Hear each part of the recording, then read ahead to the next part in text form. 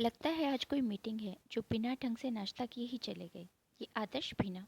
पहले बता देते तो मैं थोड़ा सा जल्दी कर लेती मेरा काम। रागिनी बड़बड़ा रही थी और प्लेट समेट कर रसोई में रखने जा ही रही थी कि शांति देवी ने प्लेट उसके हाथ से लेते हुए कहा, तुम जाओ, ये सब बाई आकर कर लेगी, मैंने बात कर ली है। शादी के बाद का पहला दिन है, देर हो जाएगी तो मेरी बेटी को डांट पड़ जाएगी। रागिनी ने प्लेट रखते हुए अपना पर्स उठाया और बाहर चली गई।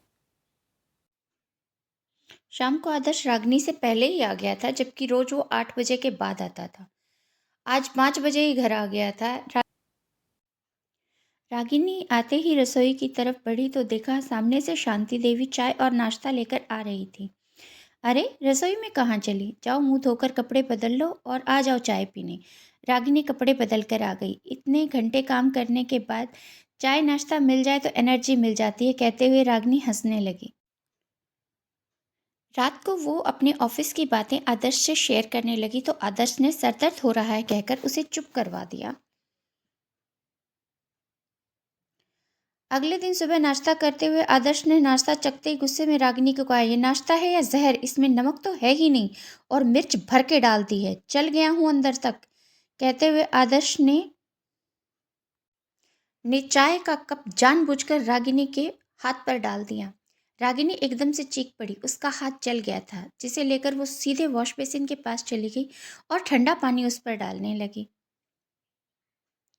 रागिनी की चीख सुनकर शांति देवी बाहर आई तो उसे ऐसे देख आगे बढ़ी, लेकिन उससे पहले ही आदर्श रागिनी के पास पहुंच गया और उसे गले लगाते हुए बोला, सॉरी जान, वो गलती से हाथ से छूटकर तुम्हारे हाथ पर गिर गया। रागिनी को लगा शायद उसे ही गलतफहमी हुई थी। उसने इट्स ओके कहकर आदर्श को खुद से अलग किया। बरनौल लगाकर रागिनी ऑफिस के लिए निकलने ही वाली थी कि शांति देवी ने कहा, आदर्श, रागिनी को न छोड़ते हुए चले जाना।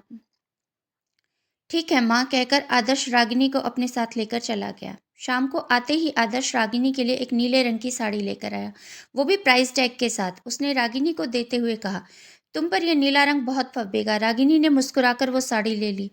उसके बाद आदर्श उसके करीब आया और रागिनी के लाख इंकार के बाद भी वो अपनी भावनाओं को शांत करके ही हटा। रागिनी के हाथ का दर्द छाले की चमड़ी निकल जाने के कारण बढ़ गया था। अगली सुबह रागिनी के पास उससे अगली सुबह रागिनी के पास उसके पापा उससे मिलने आए। वो रागिनी को नीली साड़ी में देखकर आश्चर्यचकित रह गए। अरे बेटा, तुम्हें तो ये रंग बिल्कुल भी पसंद नहीं था, तुम तो कहती थी पेंट जैसा लगता है।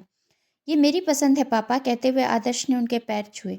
ठीक है बेटा, अब जैसा भी तुम्हें हो, कहते हुए रागिनी के पापा ने उसे एक सलवार कमीज थमाते हुए कहा, ये वो ड्रेस है जो तुम्हें चाहिए थी बेटा, तुम्हारी माँ ने भिजवाई है।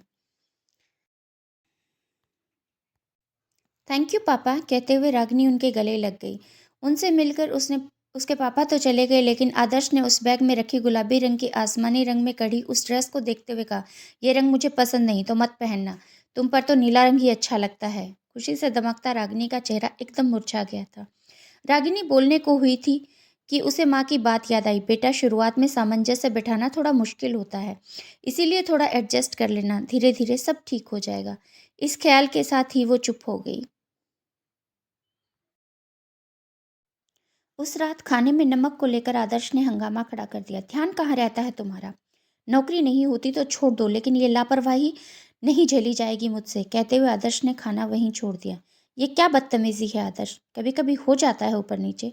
घर और ऑफिस दोनों संभालती है मेरी बच्ची, इतना ही शौक है तो उसकी मदद किया करो, शांति देवी ने आदर्श को डांटते हुए कहा। फिर उन्होंने डरी हुई रागिनी को गले लगा लिया। आदर्श उठकर जाने लगा तो रागिनी की चीख निकल गई। आदर्श का पैर उसके पैर को कुचल गया था, जिसके लिए आदर्श ने तुरंत माफी मांगी। लेकिन ये तो बस शुरुआत थी, अब तो रोज ही कोई ना कोई नई चोट रागिनी को मिल जाती थी। एक महीना बीता ही था कि रागिनी ने अपनी तनख्वाह शांति देवी के हाथ में रखते हुए कहा, माँ ये मेरी सैलरी है। शांति देवी ने मुस्कुराते हुए रागिनी से कहा, बेटा इसका मैं क्या करूँगी, बस ये प्यार और सम्मान बनाए रखना, मुझे कुछ नहीं चाहिए, तुम अपने लिए कुछ ले लेना।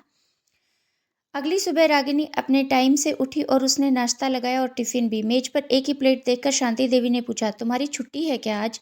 नहीं माँ, मैंने रिजाइन कर दिया है। मैं अब घर और नौकरी में सामंजस्य स्थापित नहीं कर पा रही थी, कहते हुए रागिनी ने अपना चेहरा रसोई की तरफ करके अपने आंसुओं को छिपा लिया। ये सुनकर आदर्श के चेहरे पे मुस्कुराहट आ गई। उसने नाश्ता किया और गुनगुनाते हुए ऑफिस चला गया। अब सुबह से शाम तक घर सजाना, अलग-अलग पकवान बनाना और शांति देवी के साथ समय बिताना, पूरा दिन रागिनी ने स्वयं को इसी में व्यस्त कर लिया था। वो आदर्श से प्यार भरी बातें सुनने और तारीफ सुनने को तरस जाती, लेकिन आदर्श ऑफिस से आकर भी फ़ोन कॉल्स पर ही बिज़ी रहता। आदर्श के लिए नौकरी, तरक्की, पैसा मायने रखता था और रागिनी के लिए मन का सुकून और खुशियों के पल। आदर्श के लिए प्यार का मतलब केवल बिस्तर था और रागिनी के लिए उसका साथ और रोमांस।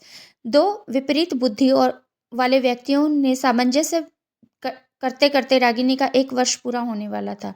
कितनी धूमधाम से उसने 1 हफ्ते पहले ही आने वाली एनिवर्सरी की पार्टी शुरू कर दी थी।